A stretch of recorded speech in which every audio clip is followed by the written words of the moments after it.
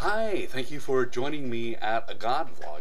Palm Sunday's almost here. We celebrate it every year in churches around the globe. It's the week, the Sunday before Easter. It's a powerful story of Jesus riding in the cheers of the masses, laying palm branches before him. But the Palm Sunday story is not just poignant and powerful. It is certainly that, but it also has this thread of humor to it, of lampooning humor that Jesus laid in there on purpose. So let me set Jesus' parody up for you. It's the start of Passover week. Everyone who's anybody is arriving in Jerusalem for the celebration. And not just devout celebrants, mind you, but rabble-rousers and rebels. Not just Jews, but Roman legion soldiers, the powerful.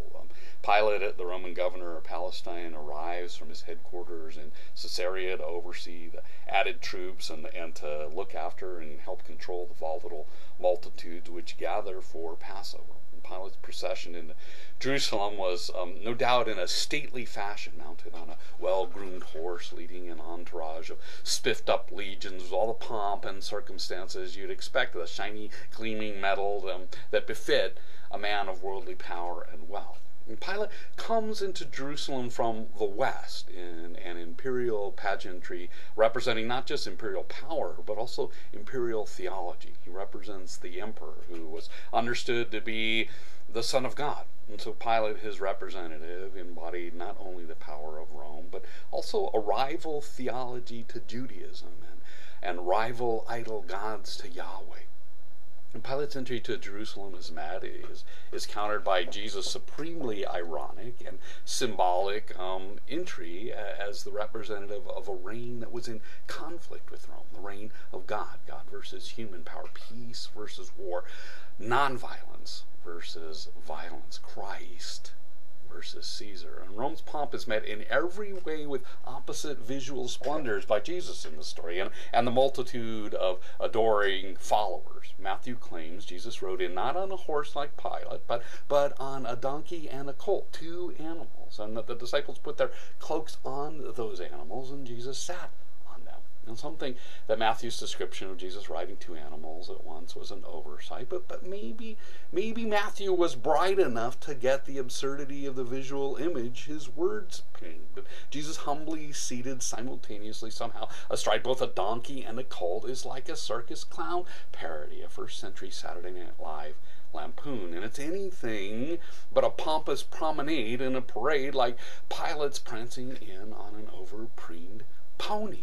Jesus is opposing visually the image of Pilate coming in his pomp and circumstance. So this is an image of Jesus having fun with the over-the-top opulence of the pomp and circumstance of Pilate by being over-the-top in his own way, in an opposite way to Caesar's show of authority. And Dominic Crossan and Marcus Borg, in this phenomenal book called The Last Week, I highly recommend it. In that book, they outline the events that I've just described, and they suggest that Jesus' entry to Jerusalem was a staged political demonstration.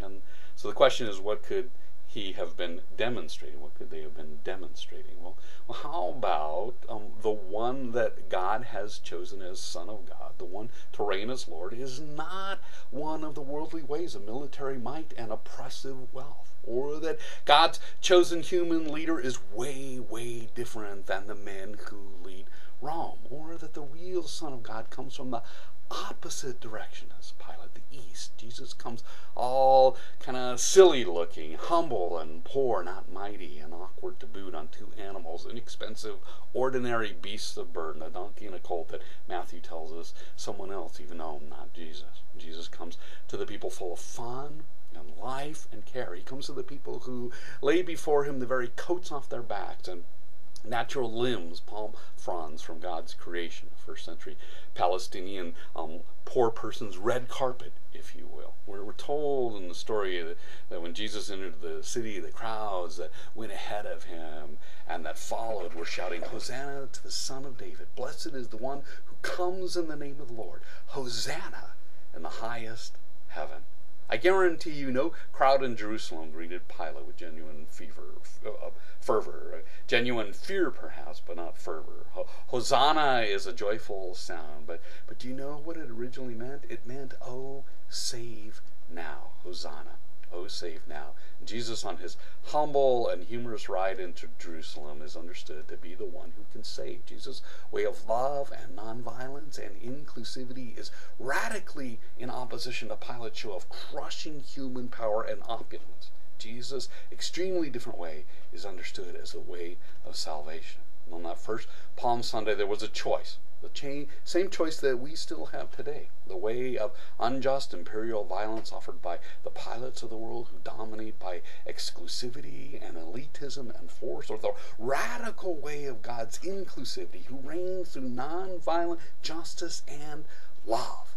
And Jesus can be understood to have made a seriously funny entrance into Jerusalem on Palm Sunday. So funny we can smile at it still. So serious it caused the oppressed multitude to yell out, "Hosanna! Oh, save now!" And Jesus' joke made his point. Choose Caesar or choose God. Those yelling Hosanna made the joyful sound of choosing God. And we can choose too, to yell out Hosanna. And that, my friend, is what Palm Sunday can be heard to be about. My name is Reverend Scott Elliott. I'm the pastor at Riviera United Church of Christ. Thank you for joining me. Enjoy this holiday season, Holy Week, starting Palm Sunday. And go in peace, knowing that you're loved and that you matter much.